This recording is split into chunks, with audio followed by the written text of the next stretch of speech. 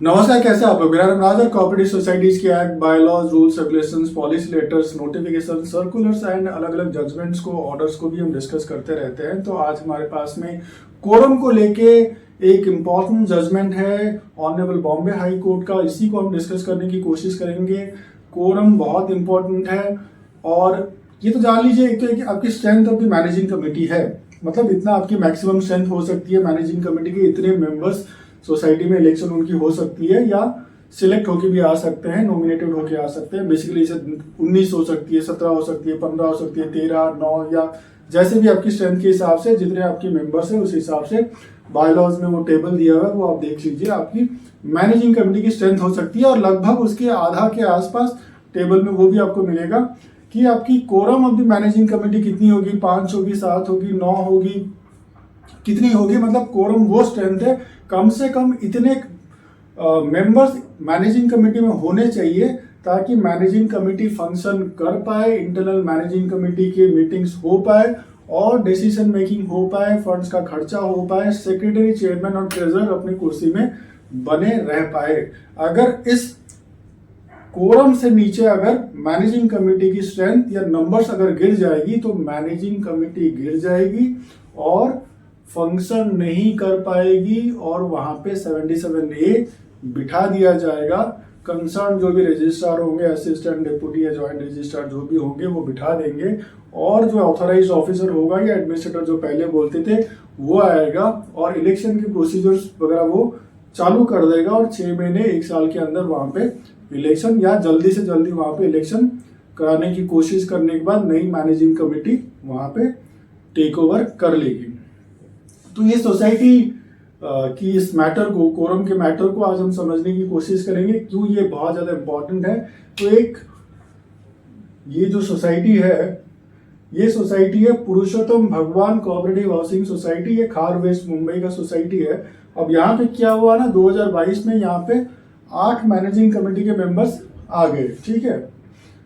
और ये मेंबर्स आने के बाद, इलेक्शन से आने के बाद 2023 में ही जून के अंदर, अप्रैल से जून 2023 के अंदर 4 मैनेजिंग कमेटी के मेंबर्स ने रिजाइन कर दिया इसी पीरियड के अंदर। इसकी वजह से क्या हुआ, मैनेजिंग कमेटी की जो स्ट्रेंथ है वो 8 से गिर के 4 हो गई और मैनेजिंग कमेटी को चलाने के लिए जो कोरम है वो 5 था।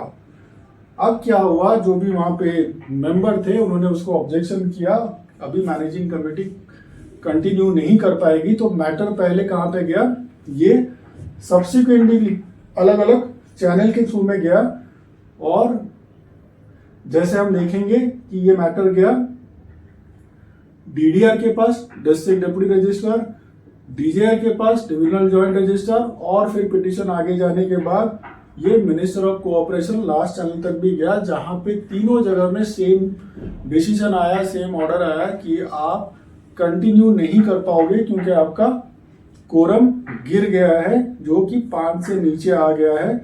फाइनली सोसाइटी कहां पहुंच गई, ऑनरेबल बॉम्बे हाई कोर्ट में, और वहां पे थे जस्टिस अमित बोरकर।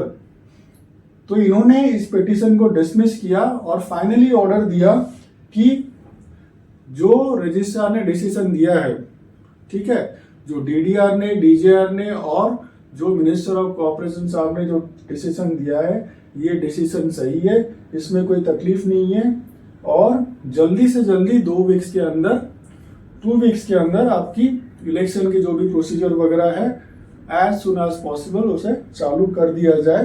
तो इस डिसीजन मेकिंग में कोई भी उसमें इश्यू नहीं है, ठीक है। इसीलिए जो मैनेजिंग कमेटी को डिसॉल्व किया गया फाइनली नवंबर 2024 में, इसमें कोई गलती नहीं है, इसमें कोई इशू नहीं है। जबकि जो पिटिशनर है, पिटिशनर के एडवोकेट का आर्ग्यूमेंट था कि एक जीआर आ गया 3 जनवरी 2024 के, इसके हिसाब से जो छोटी सोसाइटीज है उनके लिए कोरम गिरा के 3 तक कर दिया गया है। उसके हिसाब से ये मैनेजिंग कमेटी अभी जिसकी स्ट्रेंथ 4 है ये कंटिन्यू कर सकती है, ठीक है। अब यहाँ पे जो रेस्पोंडेंट है, दूसरी पार्टी का ये कहना था ये जो जीआर है ये प्रोस्पेक्टिव है, ये रेट्रोस्पेक्टिव मतलब पिछले डेट से या पिछले सालों से लागू नहीं होगा। तो आज की डेट से मतलब ये 2024 ऑनवर्ड जब से ये जीआर है तब से ये लागू है। बट मैनेजिंग कमेटी की स्ट्रेंथ जो है वो कब गिर गई थी? अप्रैल से लेके जून 2023 में ही गिर गई थी। एक चीज आपको ये मार्क करने की जरूरत है, जब भी कोई रेजिग्नेशन देता है, एक आम मैनेजिंग कमेटी का मेंबर जब भी रेजिग्नेशन देता है 30 दिन के अंदर वो इर्रेवोकेबल है। मतलब आपने रेजिग्नेशन दे दिया, मैनेजिंग कमेटी के पास फिर 30 दिन का टाइम होता है डिसीजन के लिए।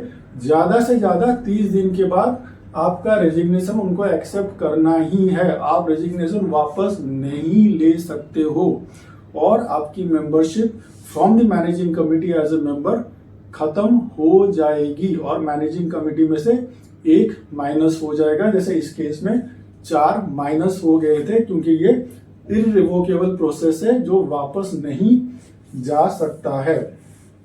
ठीक है, तो इनका जो कहना था कि ये 3 को रिलैक्स कर दिया गया है, तो ये रेट्रोस्पेक्टिव नहीं हो सकता है, ये प्रोस्पेक्टिव है। ये जनवरी 2024 के लिए ही एप्लीकेबल होगा। तो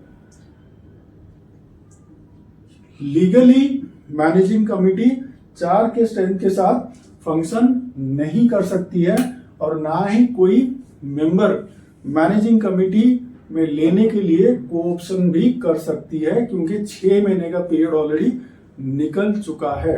ठीक है, और कोर्ट ने ये ऑब्जर्व किया, ऑनरेबल बॉम्बे हाई कोर्ट ने, कोरम जो है ये टेक्निकल रिक्वायरमेंट नहीं है बट ये लीगल रिक्वायरमेंट है और ये लीगल मिनिमम है। मतलब ये फॉलो करना ही है, ये इसमें कोई दो राय नहीं है। ठीक है, और जो जीआर है वो रेट्रोस्पेक्टिव नहीं है, इसीलिए कलेक्टिव डिसीजन मेकिंग के लिए सोसाइटी की कोरम मेंटेन होना जरूरी है। और जैसे ही कोरम से नीचे आपका जाता है तो आपकी मैनेजिंग कमेटी फंक्शन नहीं कर सकती है और मैनेजिंग कमेटी गिर जाएगी। वहां पे ऑथराइज्ड ऑफिसर या एडमिनिस्ट्रेटर जिसको आप पहले बोलते थे 77A के बेस पे वहां पे बिठा दिया जाएगा और ऑथराइज्ड ऑफिसर का काम है कि जल्दी से जल्दी वहां पे इलेक्शन के प्रोसीजर्स वगैरह कराने के बाद इलेक्शन करके वहां से चल देना है और नई मैनेजिंग कमेटी को इससे पहले हैंडओवर कर देना है। तो कोरम कितना इंपॉर्टेंट है ये आपके लिए जानना बहुत जरूरी है, सारे मैनेजिंग कमेटी के मेंबर्स को भी और मेंबर्स ऑफ द सोसाइटी को। तो ऐसे ही कोऑपरेटिव हाउसिंग सोसाइटी के अलग अलग जजमेंट्स को, ऑर्डर्स को, प्रोविजंस को जानने के लिए आप हमारे साथ में जुड़े रहिए। आप सबका बहुत सारा धन्यवाद।